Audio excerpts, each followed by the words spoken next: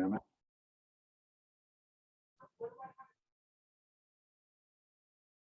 Hey, Emmett. Hi, Derek. What's up?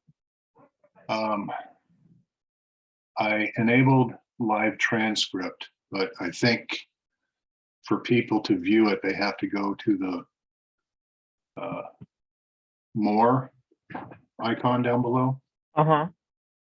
Click on that and then click on live transcript. Okay. Sounds good. Thank you.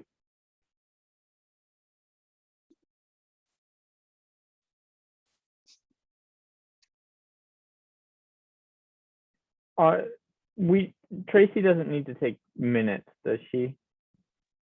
No, this isn't Okay. anything official. So That's what I thought. Just we're double just checking for recording her. it. Thank you. put up on the web. Yeah. Well,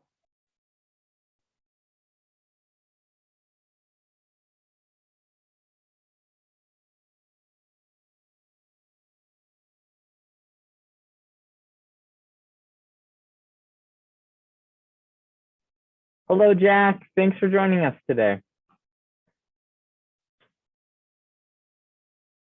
You're muted. I can't hear you.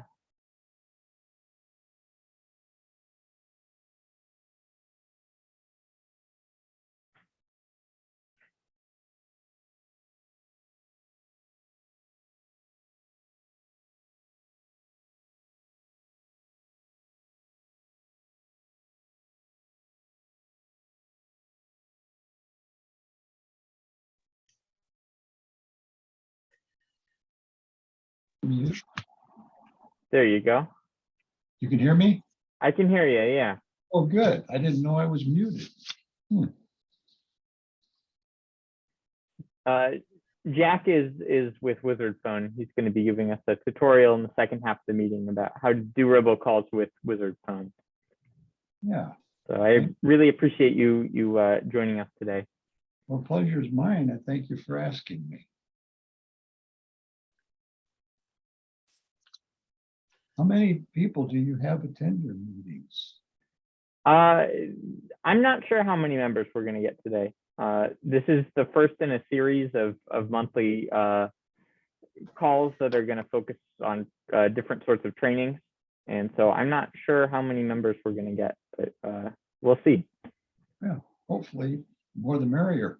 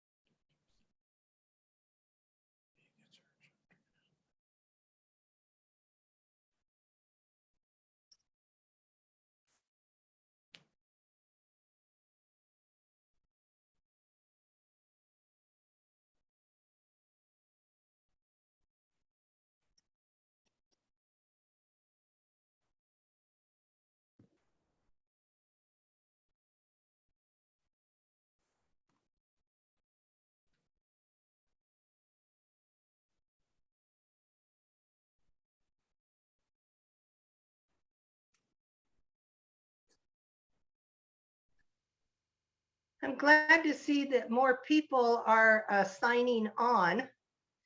I know that the staff have done an excellent job on getting this information out to everybody.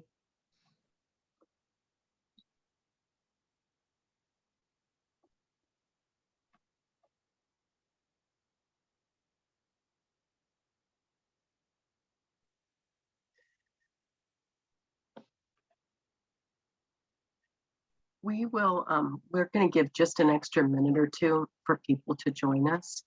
So we'll be starting in about maybe 2 minutes.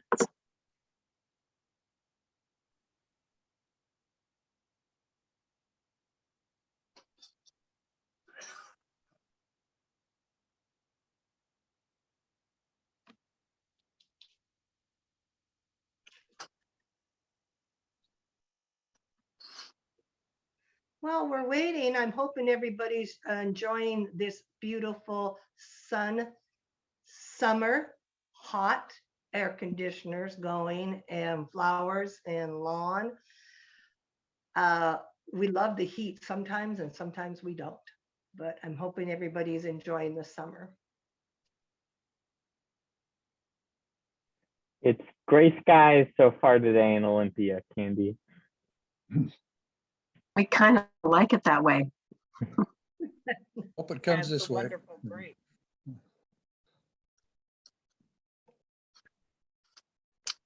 It was 96 degrees in Wenatchee when Debbie and I were there for the Washington State Labor Council convention.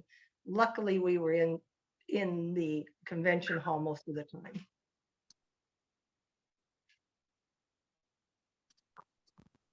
You guys were in Wenatchee. I was there the last few days too. Did I not see you there? I didn't see you there. Oh, you're funny. Tim was Tim. there too. Tim was there too, sitting next to me. Yeah, as soon as we walked out the doors, we says, "Oh my God, it's hot out here." I know.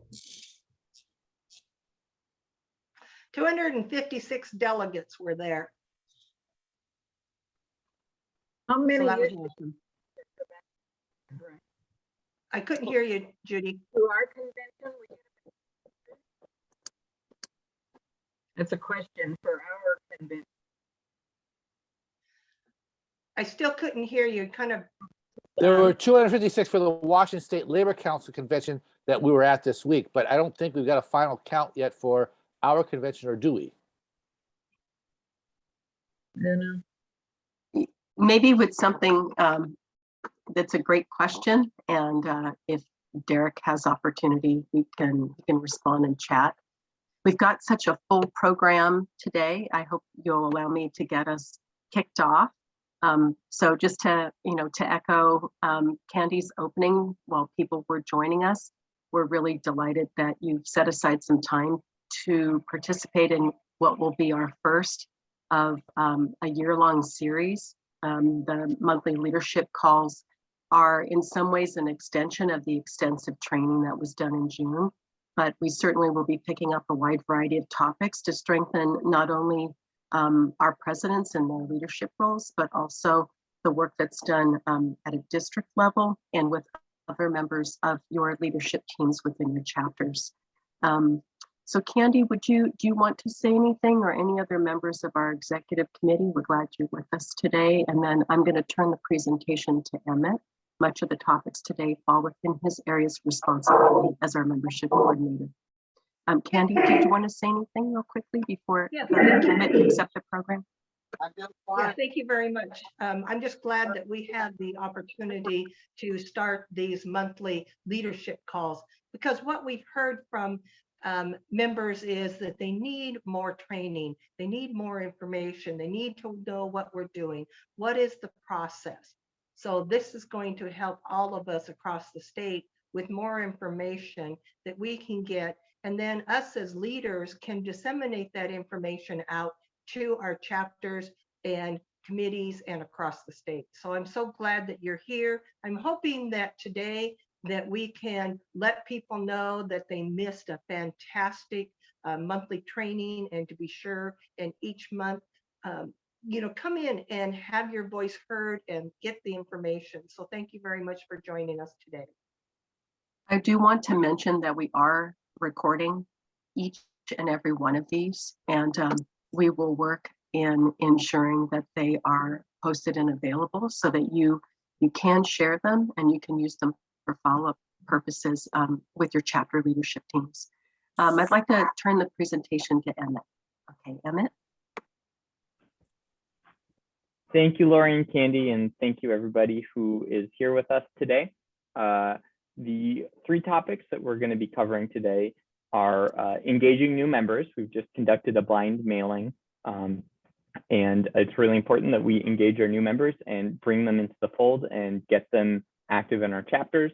We're going to be talking about programming effective meetings. So once we get those new members at meetings, they want to come back to the next meeting.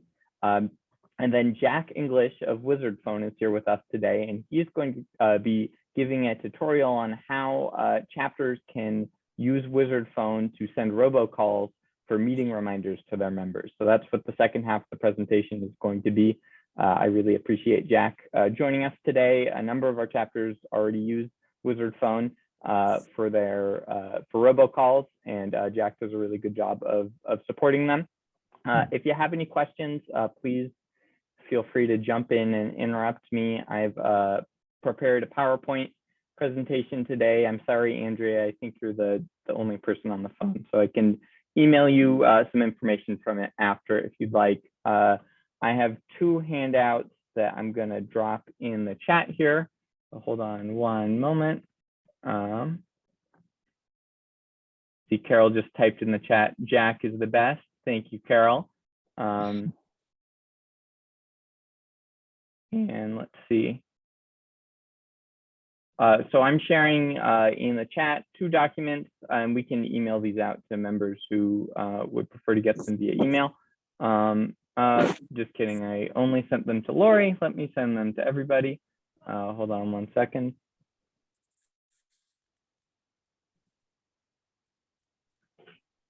So there's a call script for new members and a speakers list.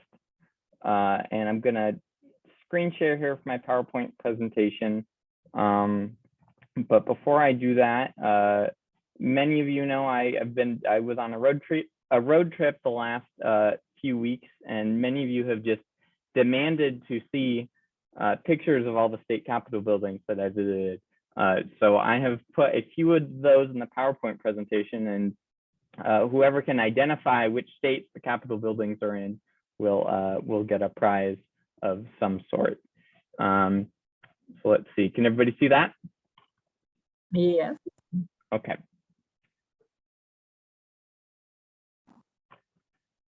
All right, so our goals for today are to get new members to attend chapter meetings.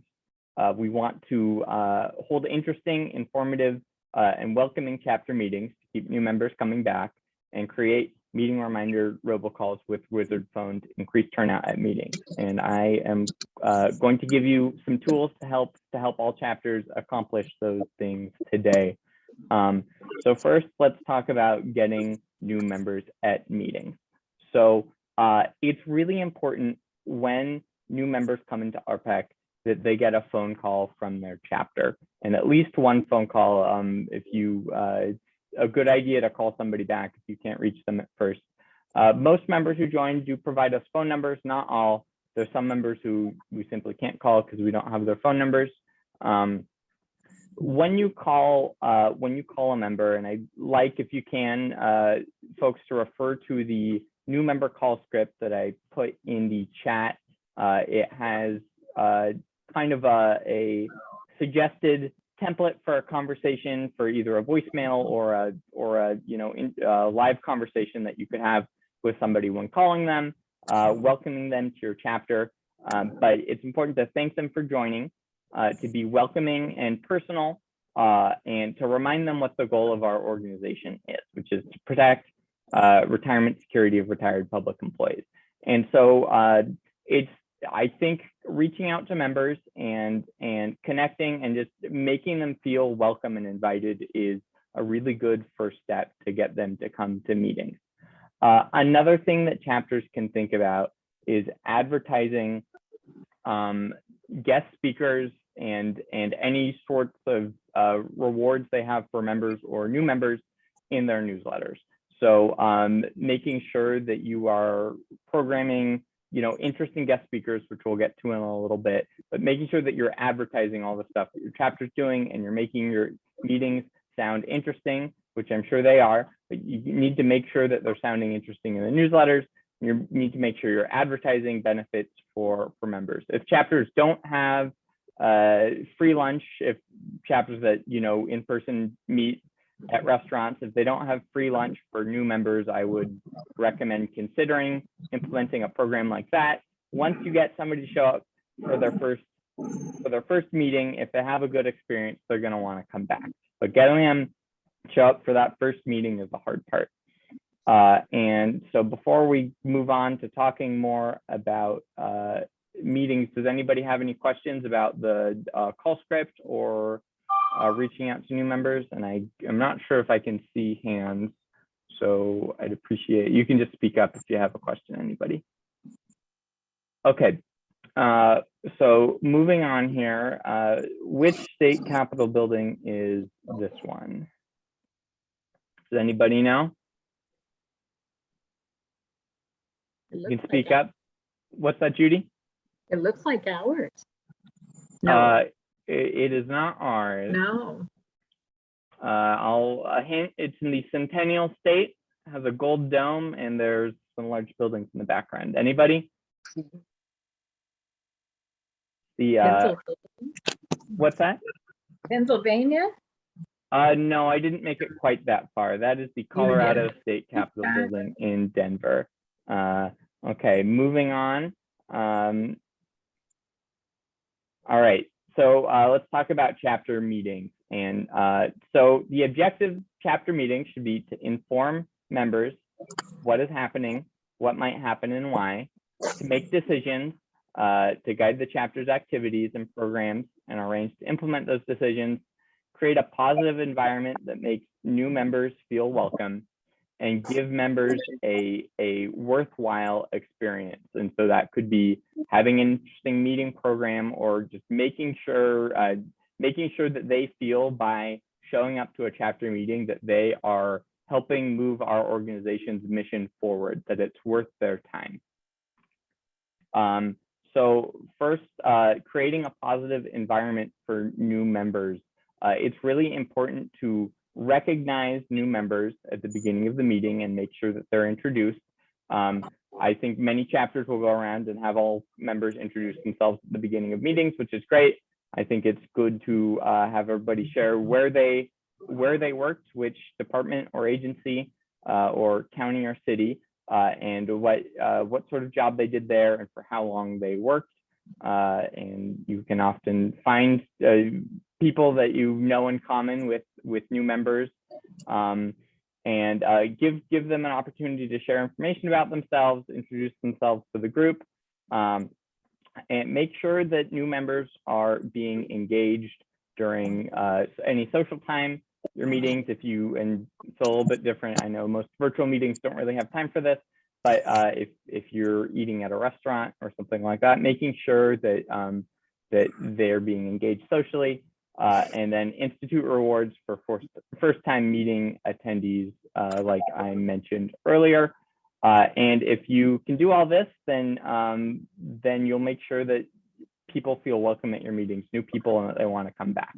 Because these new members, once you get them, you never know who's going to be president of your chapter someday down the road. It could be somebody that you bring in for the first time at your next meeting, but you need to make sure that they want to come back. That's the most important step. And I've heard, think back to your first RPEC meeting and what that was like. If maybe you knew people, maybe you didn't know anybody. If you didn't have a good time, would you have wanted to come back? And I know some of you on this call have told me that they didn't have a good time at their first RPEC meeting, but they decided that they wanted to change things in their chapter, and they did. But it's best if you do if new members are having a good time. So let's see. Let's talk about guest speakers here. So guest speakers, and you can refer to the speakers list. It was also provided at leadership training that everybody on the call should have or probably received. but guest speakers should be relevant, interesting, and informative. Bringing guest speakers is a great opportunity to strengthen relationships with local elected officials. And this time of year, candidates for office, every state representative is up for election right now, and half the state senators are as well. They want to be meeting with their constituents. They want to be having a presence in their communities. They want to get reelected. And as well as new first-time candidates, it's a great way. Usually, during the legislative session, we are constantly trying to get in contact with our legislators to get our message across to them. This time of year, the balance of power has shifted, and legislators desperately want to meet with us. They want our endorsement. They want campaign contributions from us. They want to come to our meetings so they can meet with their constituents. So keep that in mind. Now is a great time to connect with legislators and remind them what our priorities are, what we're working on, what retirees need and want. And it's also okay, it's a good idea to mix up your meetings, and it doesn't need to be something incredibly focused on our main organizational priorities every month. I know that Judith, chapter 46, Judith Fry, does a really good job of mixing in guest presenters who are relevant to her members' interests. Like last year, she had an expert birder come in and talk about various birds that were migrating at the time. It's okay to bring in people who are interesting every few meetings and not specifically related to our goals, as long as part of the meeting is dedicated to talking about the work that we're doing to protect the retirement security of our members. But it doesn't always have to be serious and focused on our main priorities. It's also important to have a call to action at your meeting. You need to have something that you are asking your members to accomplish when they come to a meeting. And that makes, number one, it does help us move our priorities forward. It could be something like writing an email to a legislator. It could be asking your members to try to recruit a new member, to volunteer with a campaign, something like that. And if anybody has any other ideas for good call to actions, please speak up and share. But it's important that members feel like they are by coming to a meeting, that they are accomplishing, that they are protecting their retirement security, like they're playing an active role and making a tangible difference. So I really recommend that, I know Carol Dotlich, this is something that we've talked about before. She always has an ask for her members at meetings. Could be, writing a letter to a Washington's congressional delegation about, protecting Medicare. It could be any number of things, but every meeting, try to have something that you're asking your members to do.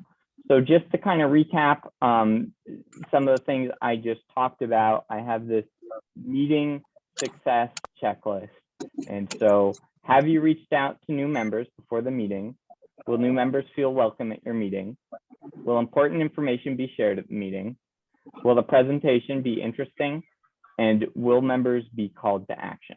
And if you can answer yes to all of those questions going into a meeting, then odds are that that you're going to have some new members who show up, at least after, at a time like this, after we've conducted a blind mailing, and that they're going to want to come back because you've planned a good meeting that was successful in a number of different ways. Does anybody have any questions before we look at our next state capitol building? Yes, Emmett, this is Robin Rago. Hi, Robin. 21. Go ahead. As you know, we try to have quite an interesting mix of guest speakers, and that has been worthwhile. The members who attend on a regular basis seem to appreciate that. With regard to the ask, and you mentioned recruiting as I recall, RPEC state has an incentive with regard to the dues being paid for the year. Could you please elaborate on that? Because we don't want to also do something that might be somewhat redundant. Yeah. Thank you, Robin. Yeah. So right now at the May Executive Board meeting, the Executive Board approved a new member recruitment incentive program. It's called Recruit to Get Your Dues. So dues are $84 for a member for a year in RPEC, and if a member recruits 2 new members, then the council office will send them a check for $84 to reward them for bringing new members into our organization. So yeah, so that is currently in effect, and it is a member can, so every time a member recruits 2 new members, they'll get a check for $84. If you recruit 2, you get your check, you can recruit 2 more and get another check. So yeah, please share that with your members, and that's a good thing to mention if your call to action at a meeting is to, ask your members to recruit a new member. Okay, thank you. Yeah, you're welcome. Does anybody have any other questions? Hi, Debbie. Hi, I was just going to mention that when I bring new members into them, I always have them sit near me or next to me. It really changes the scope, except for leaving them out in the corner. They feel a little isolated, but when they're sitting next to the president or one of the e-board, they see it was really positive. So that's my suggestion. Good idea. I really appreciate you sharing it. I think that's a great idea. Thank you, Debbie. Uh-huh. Does anybody else have any questions or excellent suggestions? This is Colleen. Hi, Colleen. I have a specific suggestion. We don't ask for give and ask every meeting, but there are, if they're interested on the reading effort by using the Colleen, I think we're having a connection issue. I'm having a little trouble hearing you. You're cutting out. Or an echo. I'm getting the message that my connection's unstable. I'll ask people to recruiting effort, looking up people's telephone numbers on the internet of individuals, prospects where we weren't provided phone. Okay, so that we can contact more people. Okay, I heard parts of that, and please correct me if I have this wrong, but I think what you shared is that that Chapter 3 asks members to do research and try to find online the phone numbers for RPEC members who have joined but have not provided us their phone numbers. Is that correct? Yes, that's right. Okay, thank you. Yeah, that's another great idea. So yeah, so as I mentioned earlier, we don't have phone numbers for all of our members. Sometimes phone numbers go bad, they stop working, and especially as members have, a number of members have discontinued their landlines and switched to only cell phones. And so, let's see, I'm getting some background noise from somebody.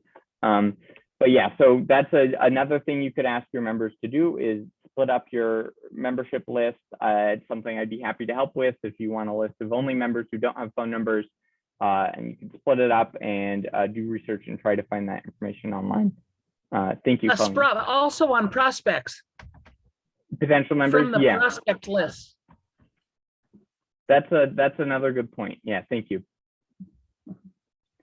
But just going back, talking about reaching out to new members. So it's important. Some chapters have, a chapter membership chair, who is generally the person who's responsible for reaching out to new members.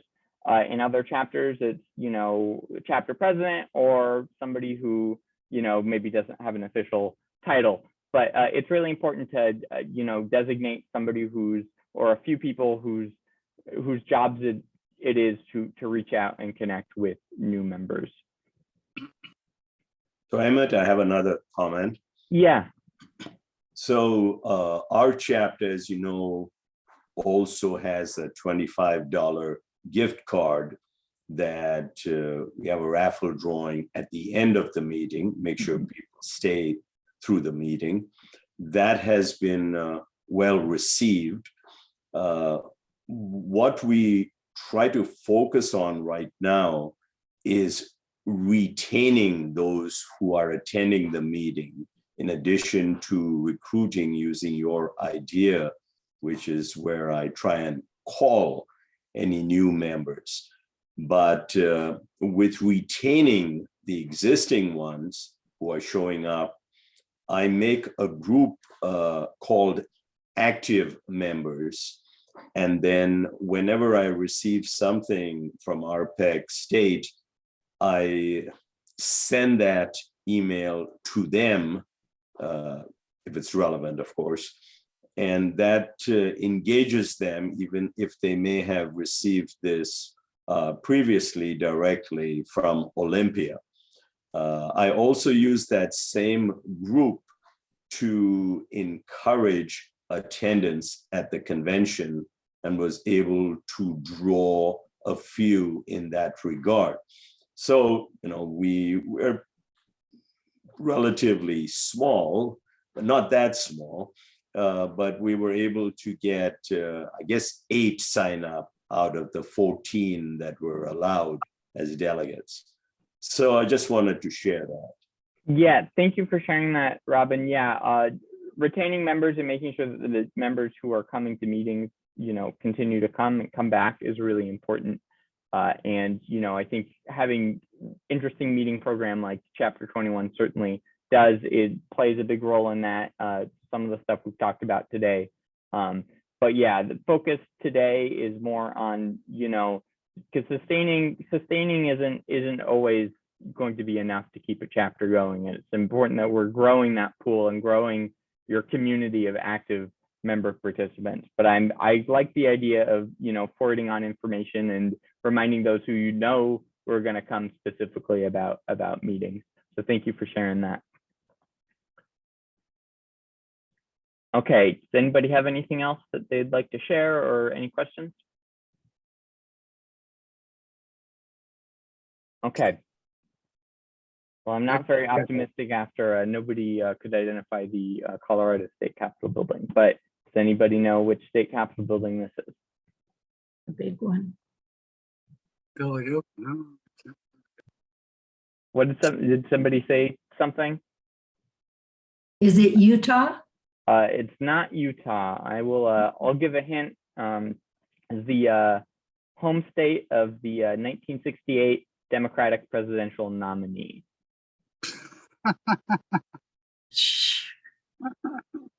1968. Oh, right. Minnesota? That's right, Minnesota. Very good, Debbie. Was that Debbie? Yes, it was. Okay, that's okay. Very good, Debbie. Yes, Hubert Humphrey, vice president at the time, was the 1968 Democratic presidential nominee. Okay, moving on to robocalls here. I just want to share a few things before I turn things over to Jack. So many of our chapters use robocalls as a tool to remind members of meetings, and it's best used in concert with chapter newsletters. So ideally, a member would get their chapter newsletter, which has the meeting announcement and information about guest speakers, executive director's letter, anything else relevant. They'd get that hopefully a week before the chapter meeting. And then maybe 1 day or 2 days before the chapter meeting, they'd get a robocall reminding them that the meeting is happening, just to make sure that they have it on the radar for the next day. And so I'm going to turn things over to Jack now, and he's going to talk a little bit about Wizard Phone and their robocall system. Okay, thank you, Emmett. And thanks to everybody for allowing me to attend your meeting today. I have a outline that I'm going to follow strictly. Emmett had 3 requests. One was to talk about how you set up a Wizard Phone account. And number 2, how you get your data into the account, all of your roster, your names, phone numbers, email addresses. And then thirdly, how do you make a robocall? I want to say at the very beginning that I believe all three are pretty easy to do. The whole function of Wizard Phone is to make the job of people like yourselves, leaders of nonprofit, volunteer organizations, acquire the tools they need to make their job easier, more effective, and frankly, I think inexpensive. So we've been in business 20 years. It's a family-owned business. We have about 1,000 customers, which is not a lot really in this business. 99% are nonprofits like yourselves. And the first question anybody asks me whenever they call about Wizard Phone is, how much does it cost? So I'm going to cover that right up front. The cost of Wizard Phone to send out a robocall starts at $5 for a 30-second recording. So if you record a message that is no longer than 30 seconds, and you have 100 phone numbers to call, that would be a total cost of $5. If you had 50 people to call, that would be $2.50. You can send out a longer message as long as you like and to as many people as you like. So to set up a Wizard Phone account, really, you just go to our website, which is wizardphone.com. And at the top of the screen, there's a link that says Setup.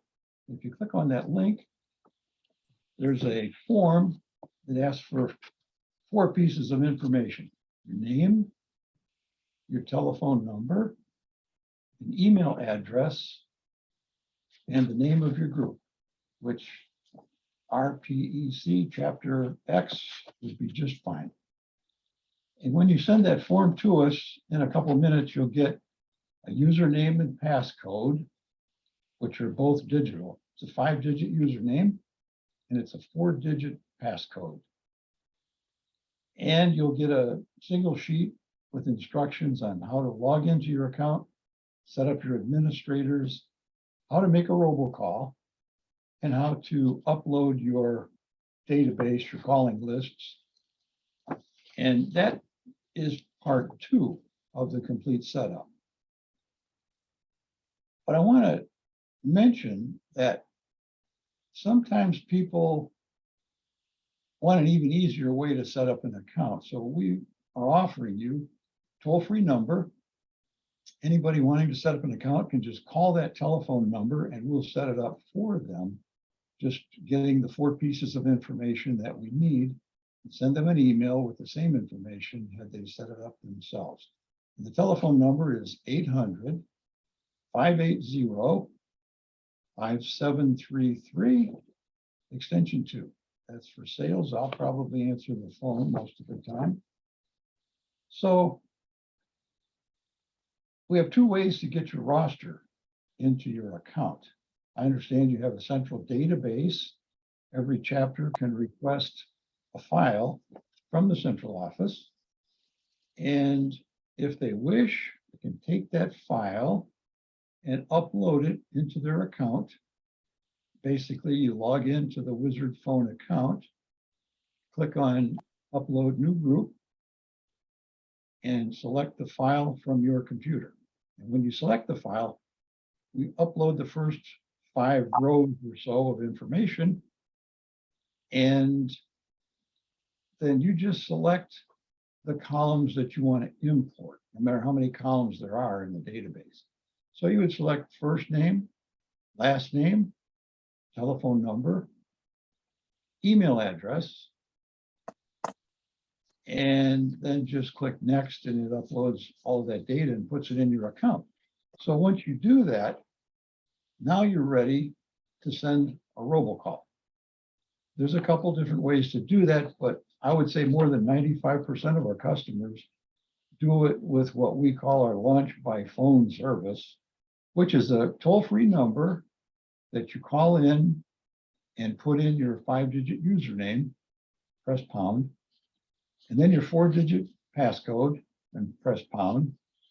And then you get a message and the whole process is prompted. You'll hear a voice that says, record your message, then press pound. So you go ahead and you record your message and press pound.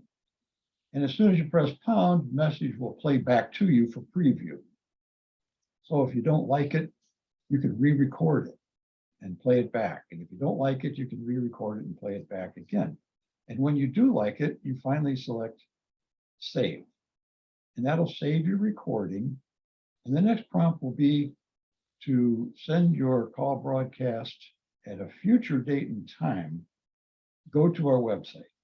So you would hang up the phone and then log into the website where your recording will appear. And you can schedule it to go out later in the day, next week, whenever you would like. Or stay on the line to send your broadcast now. So when you stay on the line, it'll say to send your broadcast, press 1. When you do, it'll say, please hold.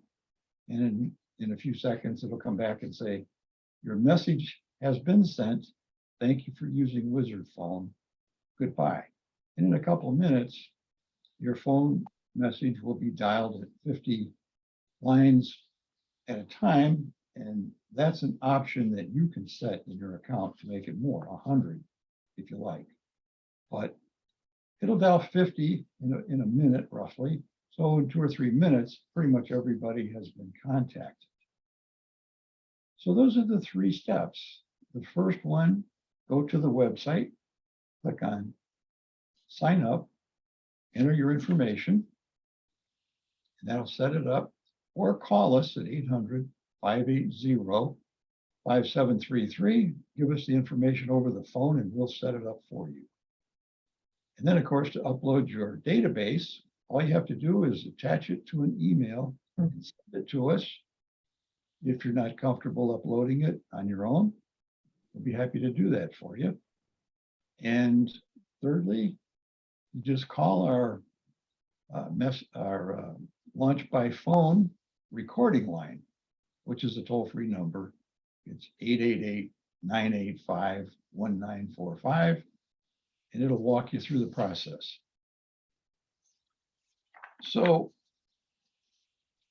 included in the service, that's kind of in the background, but just so you know that it's there, we have a message replay line. So when your message goes out, whether it goes to an answering machine or it's a live answer, there'll be a trailer that says your message was delivered by Wizard Phone. To replay it, call 888-999-1955. So anybody who calls that phone number, we recognize the caller ID and match it up to the message that was sent to them and play it back. So anybody who, like myself, has a hearing deficiency, they may have a bad connection or it might be a windy day when they answer the phone, they didn't quite get the entire message, they can call that toll-free number and play it again as many times as they need to. That's included in the service. There's an option that if you put the email addresses into your data file, when you send out a call broadcast, we will automatically send that recording, your recorded message, attached to an email for all the email addresses that you have in your account. It's free, but it's optional. If you don't want to do that, that's fine. If you do, you just let us know, we'll turn that on. So now you've got 2 ways to deliver your message. And when you deliver the message, live answer in particular, you're never certain that the person you wanted to receive the message actually answered the phone. It could be the spouse, some other person answering the phone, and the person it was intended for didn't really get it. Well, that would be a good time to call the replay line to hear it, but if they don't find out about the message, then they won't do that. But if it comes as an email attachment, they'll pick it up there. And the other thing about the email attachment is in the body of the email, we automatically type in, here is the telephone number we have on file for you. and it shows the telephone number that you would dial. If this number is incorrect, please reply to this email with updated information. And that is effective, particularly when you first start using Wizard Phone. There'll be people who will say, well, that's not my number. That's my old number. That's my landline. I got rid of it. Now I have a cell phone. And they'll respond to it and you'll get the updated information. And that email will go to the person the email was sent from, which will be one of you. Whoever sends out the messages, that would be the return email address that we would use. And you designate whoever you want that to be, and you can change it at any time. The caller ID that we have for all of your groups, all of your chapters, has the alpha description public employees. You're allowed to have 15 characters in caller ID, and that's 15 characters, public employees. And the telephone number we dial from is area code 360-339-7521. That's the number that shows. If anybody were to call that number, not knowing where the call came from, like some people do, you know, they see calls on their cell phone and they go, who is that? So they'll call it. What they're going to get is our replay line. It'll play the message back to them. And most of the time people say, oh, I already heard that.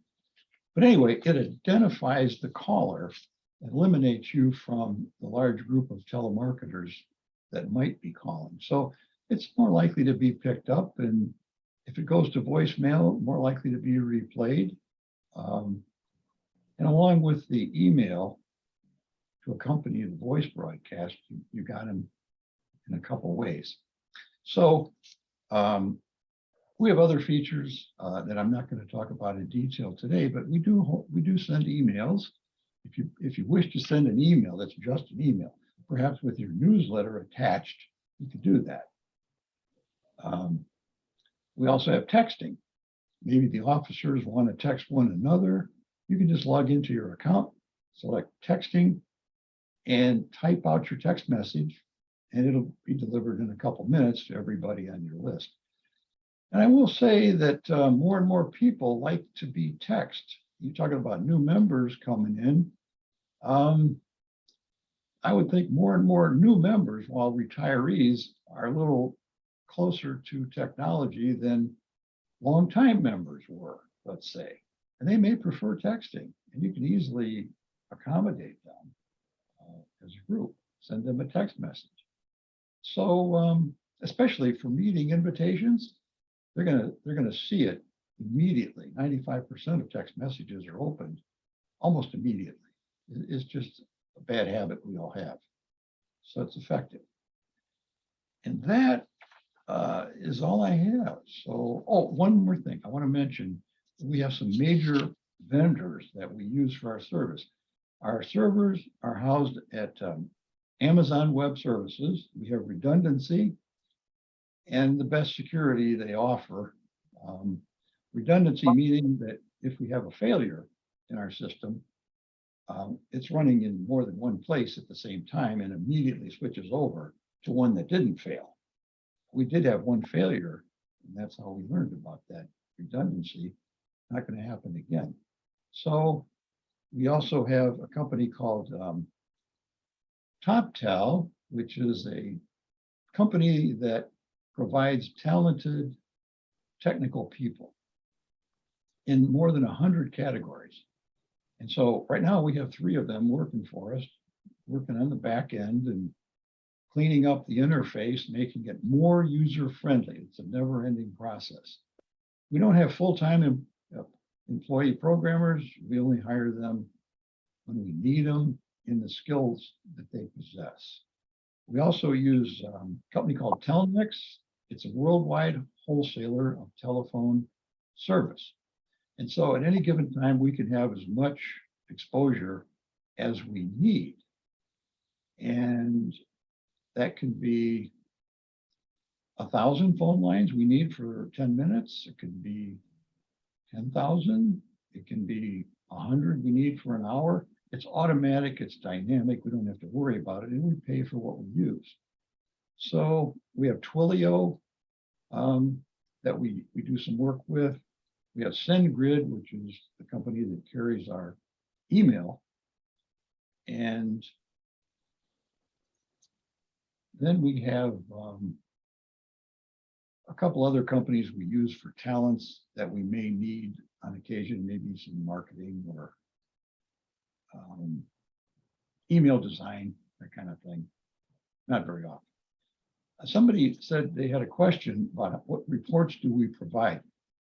We do provide reports for every service we offer. So if you send out a phone message after the calls are completed and after we get back all the diagnostics, which we do get feedback on all those calls, tells us whether it was answered by a live person or an answering machine, which is most of them.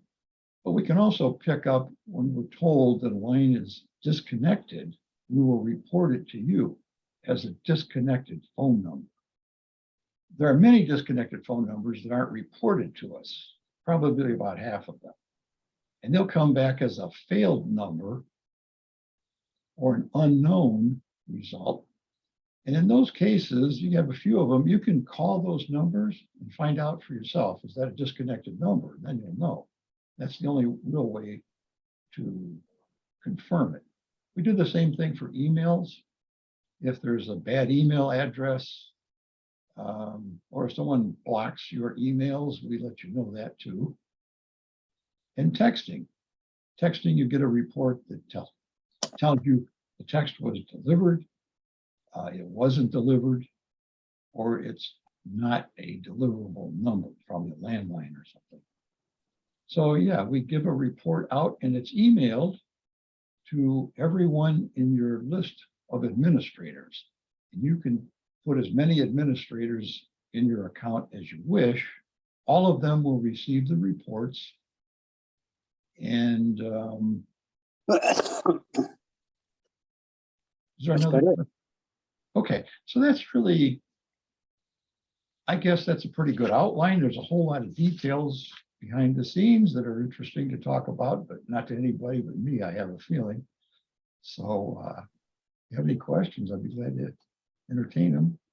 So Jack, this is Robin Rago. It's good to meet you via Zoom. We've had a few conversations on the phone with Steve Gamble, our treasurer, and we, as you know, use your program. Yes, sir. And you've made it so seamless. I appreciate that. I do want to suggest that you speak to a couple of items that you may have covered, but I may have missed it. So one of them has to do with how seamless you have made the process for us to replenish our balance by having the money automatically withdrawn from our bank account where we have set it up earlier. That's really so easy and it helps. The other one relates to, again, you did mention the charge, and I tried to keep my recording to under 60 seconds, which means that we're only charged, it's like 5 cents for 30 seconds, 10 cents for a minute. So we're only charged 10 cents for about 230 calls made. So it's around $23 a month, which is a really good value. And in that recording, I also make sure I include my contact information so they don't have to call someone else and then get to me. And it has worked in the past where they have called me directly.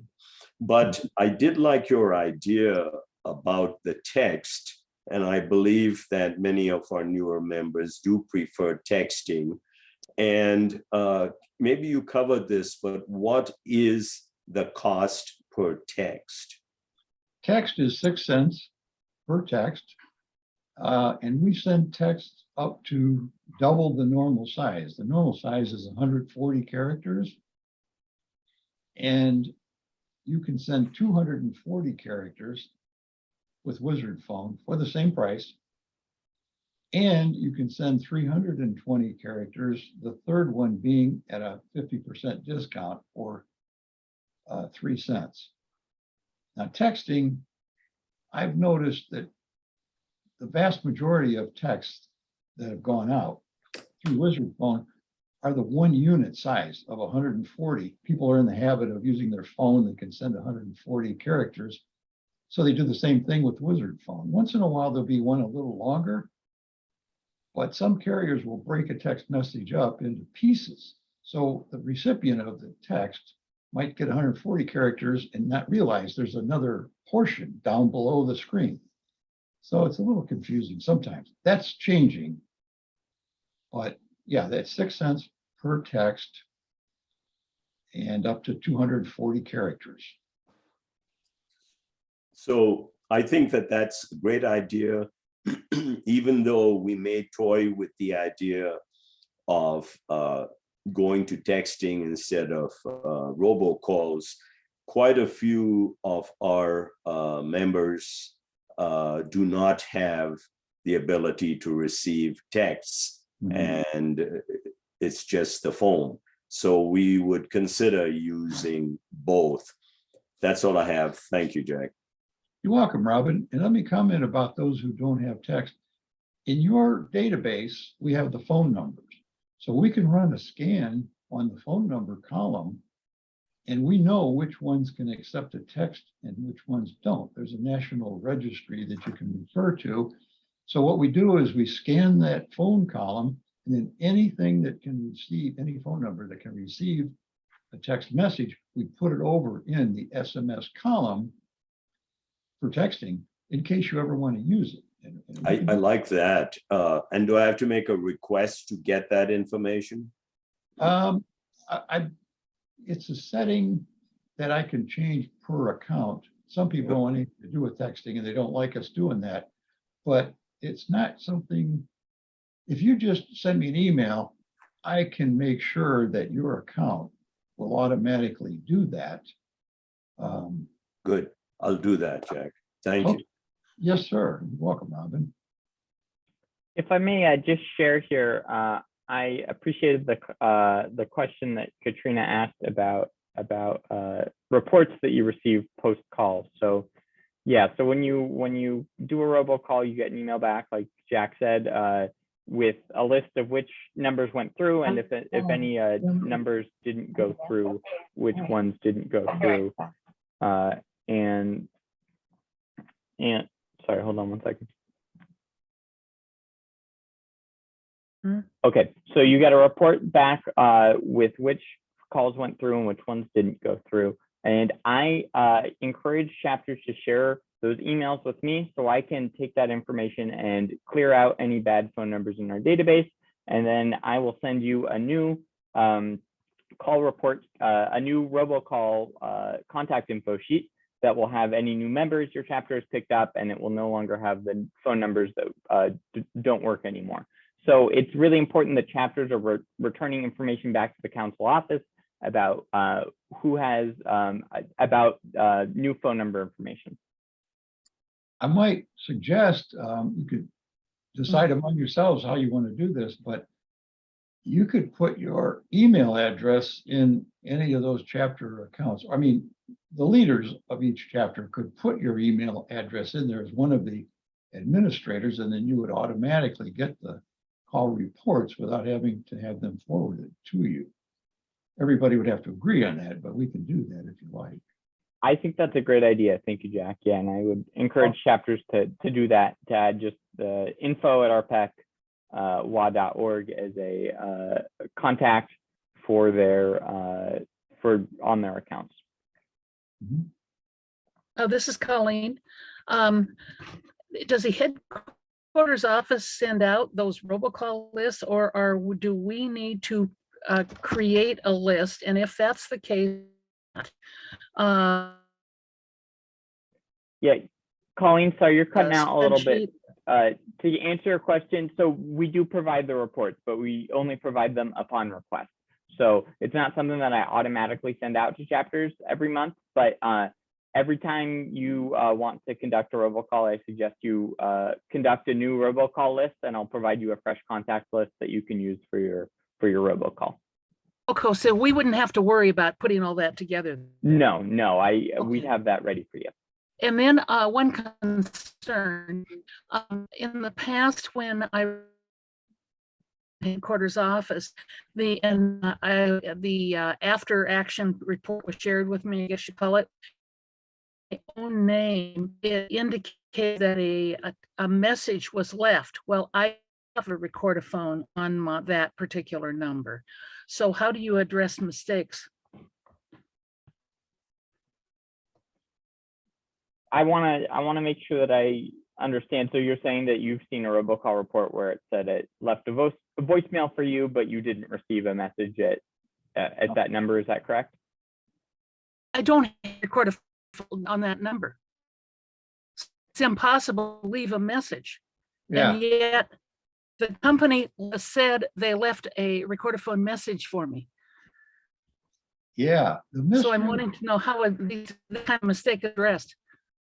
Okay, let me address that issue. I deal with it daily. It's incredible. The telephony industry is really complicated. And I read an article not long ago that said there are 5,000 phone companies in the United States. And I do believe it with all the local carriers, and it's incredible. We give you the information that we get back from the carriers, and I will guarantee you it is not 100% accurate. I'll guarantee you that. Best I can determine, it's about 95% accurate. So when you see something that says you got a voicemail or an answering machine message, and you know you don't have voicemail, you don't have an answering machine, I absolutely believe you. It's just one of those things in the industry. We get these codes back, we decipher them into layman's language that people can understand as best we can understand it. And it isn't always 100% accurate. It's a lie detector test quality or something like that. So I apologize for that. And it may happen consistently, or it may just be a one-off. And it's hard to tell. But it's generally reliable, but 5% false information for sure. Okay, Jack, thank I you. have a question. Go ahead. Please. Yes, I heard that you're 6 cents for each text. What if you want to send a text and an email? So what is there a extra charge for the email if you include that? No, there's two kinds of email service that we have. One is free. So let's say you send out a voice broadcast and you would like to have that voice broadcast sent to everyone with an email address attached so that when they open the email, they can play the message. That's free. That's free. If you want to send an email message, just a plain email with an attachment like a newsletter or whatever, or maybe just send 10 emails to the officers or whatever, we charge for those where the email is separate from the voice broadcast. And those how are much is that for email? 3 cents. 3 cents. So you send 100 of them for $3. Okay. It's because your database is already there. You could send them for free very easily through Google or whoever you use, but they limit you to how many you can send. You got to break the list up into 2 or 3 pieces and send 2 or 3 emails. With Wizard Phone, you can send as many as you want to without any of that stuff. And the database is already there. And you know, it's 3 cents for each one, so $3 a 100. Hello. What is the security of all this information that's going out? I think that's a concern a lot of people have. And that's why I think there's been some lawsuits and legalities involving, robocalls and this type of information getting out. Yeah, and justifiably so. I mean, robocalls are enemy number one in America and Canada because it's a great tool, but it's abused like none other great tool that I've ever come across. Right. We all know the abuse of robocalls. I mean, it would be a miracle if you didn't get any. And so when you use it for a legitimate purpose, it has a bad reputation to start with, but you soon gain a lot of friends in the crowd that you send messages to. They like the communication. They want to know what's going on. They like to be informed. They like to be appreciated. They like to be invited as a guest for a meeting and all the other good things that you offer them when they get there. So it becomes a great thing and they look forward to it. Unfortunately, which of the 12 calls are they going to get today? That's one they're looking forward to. As far as the security, like I say, we use Amazon Web Services. That's where all of our data is housed. And it's as well protected as data can be in the cloud, put it that way, which is pretty good. It's bank quality, they say. It's the best they offer, whatever that is. And so we've never had a problem anybody breaking in, even if they break into our local computers, whatever, there's no data on them. It's all with Amazon.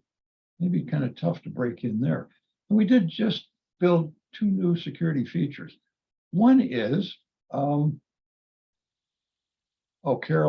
Dotlich says her members call and object if she doesn't send them a robocall. Well, there you go. That's the other side of the story. But the new security features are when you call into our recording line, anybody can have that phone number. It's a toll-free number.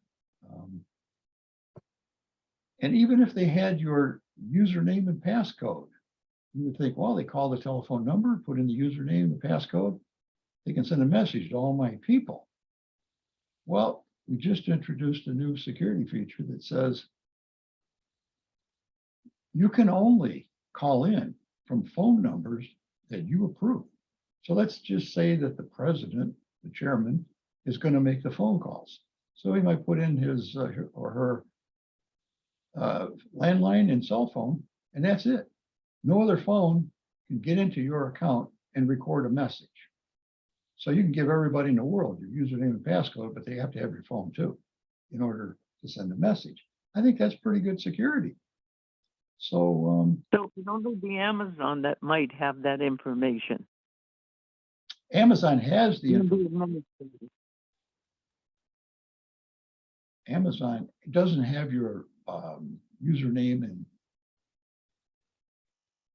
yeah, they do have your username and passcode. I mean, it's out there, but now remember, we have security access to our account. Amazon employees do not have access to their customers' accounts. No way. That would not be, okay. I mean, that would be just crazy. I don't have access to your passwords at Wizard Phone, for example. It's a 4-digit code, but I don't know what it is. So we protect. And is all of this legal? There's been no legal cases against using robocalls or this type of communication? Oh, yes, there have been. But they're all abusers of the system.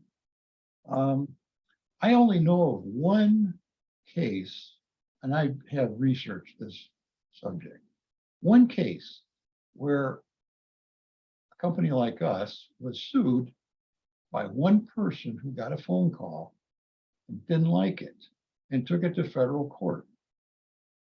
And there was nothing the service provider could do. Yeah, we didn't have your permission to call you, and we did.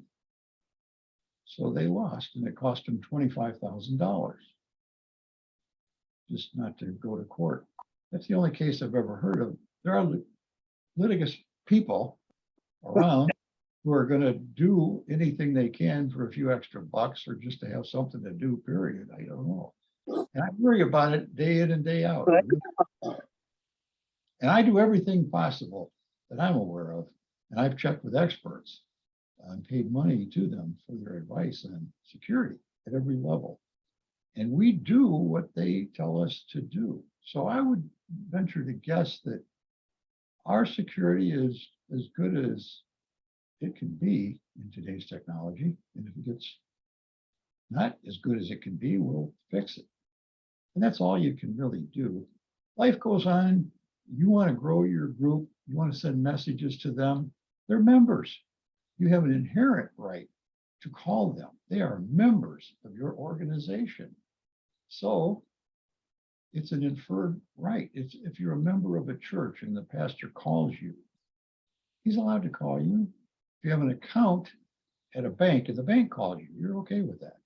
If you don't have an account and they cold call you, a preacher calls you and says, hey, I'd like you to be a member of our church.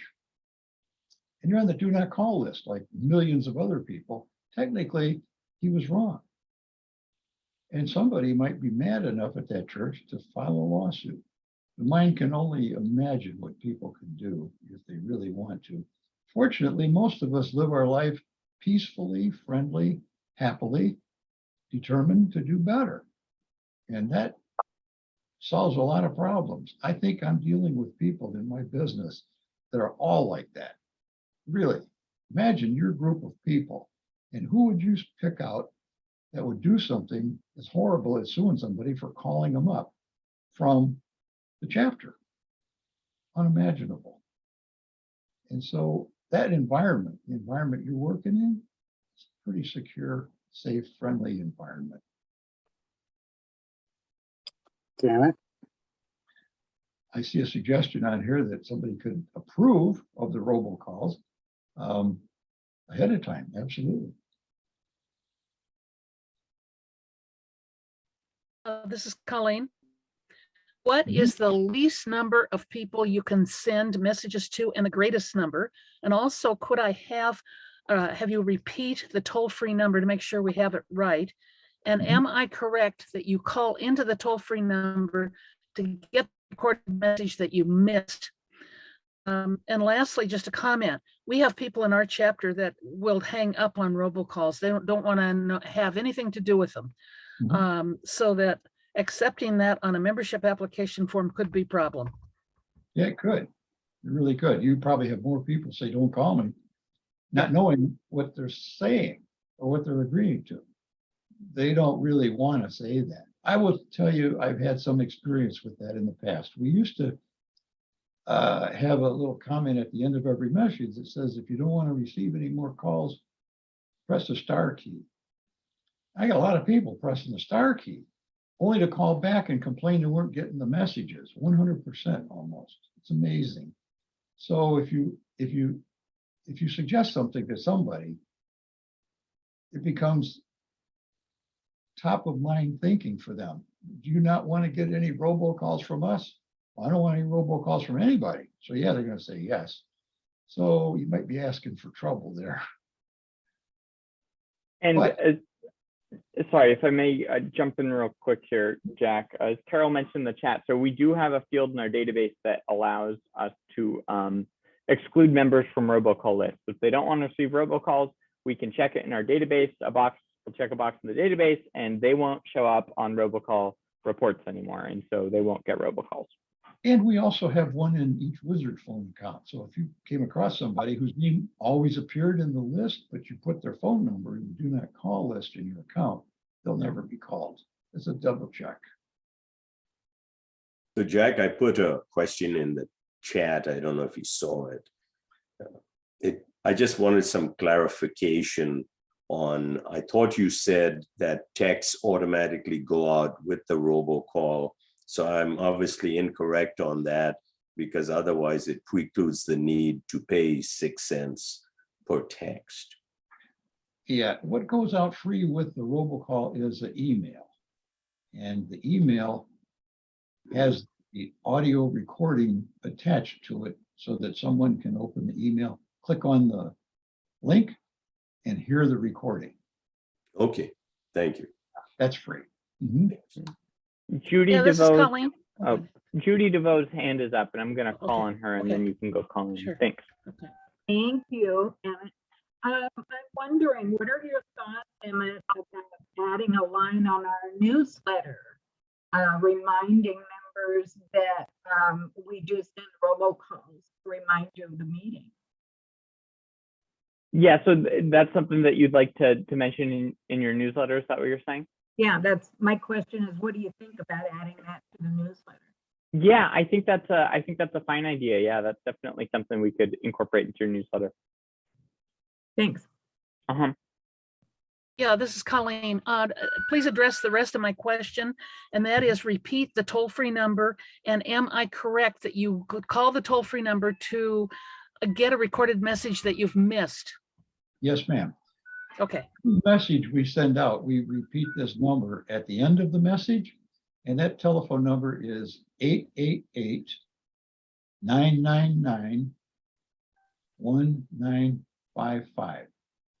And that's the only number that we have to do that. So you can write that down somewhere and always have it available. okay, thank you. And there was another question that just popped up and I didn't get a chance to read it. Yeah, Bill Ziegler's hand is up, and then Judy DeVoe again. Hi, everyone. Hi. I just want to say Robo is a great way to alert members and to talk to them one way. It's a one-way communication. Also, another good one way is to send a blast email to everyone on your list that has an email address. That's also a one-way conversation.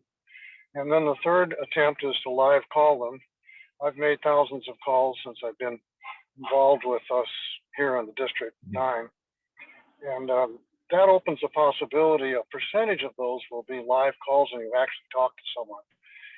And it also has the advantage that you're leaving a member-to-member kind of personal message.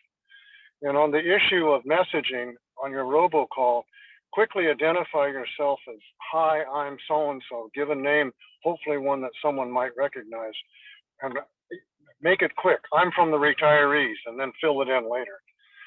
Sometimes that will help you get past the idea that you're a solicitor, and people might listen. So that's my contribution. I tried to put it in the chat. I don't think it went in there. Okay. Well, yeah, that's the number one thing. Say who you are when you call, because you might get hung up on otherwise. So I guess the last point I want to make is all of these are tools, and Robo is certainly right in there with all the rest of them. But members, when we do thousands of live calls, we find out from the members that we do talk to that all members get information differently. And so if you can do, say, all three of those or four ideas, you're going to increase the chances of being able to get someone to hopefully come to a meeting and learn more about RPEC. absolutely. Absolutely. All right, Christine Craig, go ahead, please. Well, maybe Maurice is trying to answer this one, but my question I put in the chat a while ago about how do we update our list, for Wizard, because we're always getting new members. So how do we update it? And Maurice is saying chapter 20 uses Wizard Phone, and when we have new members, she goes into the master list on Wizard Phone and add them. So my question was, are you saying that we as a chapter are going to be responsible to update our own Wizard account? And then council goals. Pardon? Well, I could say that you can do that. If you get a new member, you want to put them into your master list on the Wizard Phone account, you can certainly do that.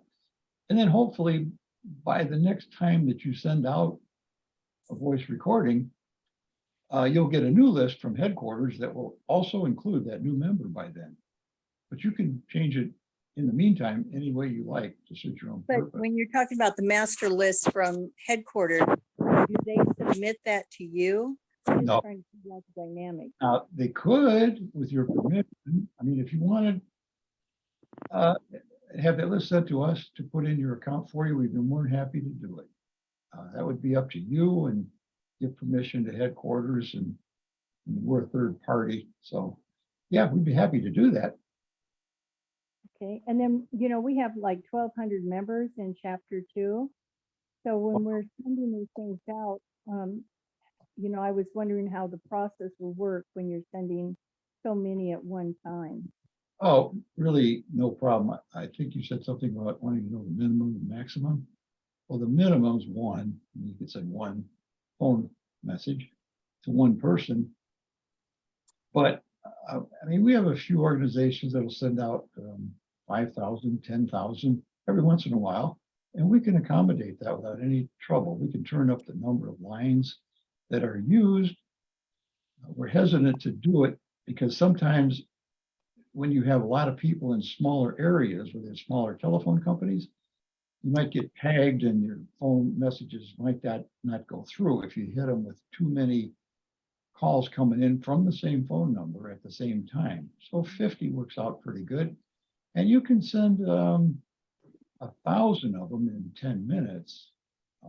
So we just keep 15 doing- minutes, 20 minutes. Yeah, easily, less than half an hour, easily. Your group, I'll we be just called. keep submitting their names to you then? At 1100, I was trying to figure out how would we consecutively 50 at one time, 50 at one time, 50 at one Oh. time? That's all automatic in the background. If you get on the phone and record a message and say, send it now, and your group is 1,200, you hang up the phone, we start dialing 1,200 members. You'll all be called probably in no more than half an hour, depending on the length of your message. Okay. You get a report that'll show all 11 or 1,200 phone numbers and what the disposition was on each one. I've So we answered. just have to delay our process to make sure that we don't overload the system. You can't overload the system. It is dynamically changeable in size with the vendor that we use. If I need 10,000 calls to go out, I just send them over there and it automatically kicks in that capacity. It's all automatic. All right, thank you. Yeah, you're welcome. All right, does anybody else have any other questions? This is Colleen again. Can you handle on multiple separate lists as long as we designate which group to send what to? Sure, if you had 10 lists out there, like Right. employees and officers and a whole bunch of lists, we have a lot of customers that do that, churches in particular. Yeah, you record a message and then click the lists that you want that message delivered to. And the first thing we do is we take the information from all of the lists and combine it and then eliminate duplicate phone numbers, because you may have a person that's on 5 of those lists and they would get 5 phone calls if we didn't do that. So we eliminate duplicate numbers. So no matter how many lists you're on, you're only going to get the message once. Thank goodness. Yeah, we can do that. Thank you. You're welcome. Well, Okay, any other questions? Okay, well, thank you so much, Jack, for that excellent presentation. I know that many of our chapters really rely on Wizard Phone and really appreciate the service. So thank you for sharing information with us, and I'm hoping more chapters that don't use it could consider using it. And feel free to contact me or the Wizard phone line if you want help setting up an account. But thank you everybody who attended today. I hope this was, I hope everybody learned something. And thanks all for coming. We will see you at next month's training, if not before then.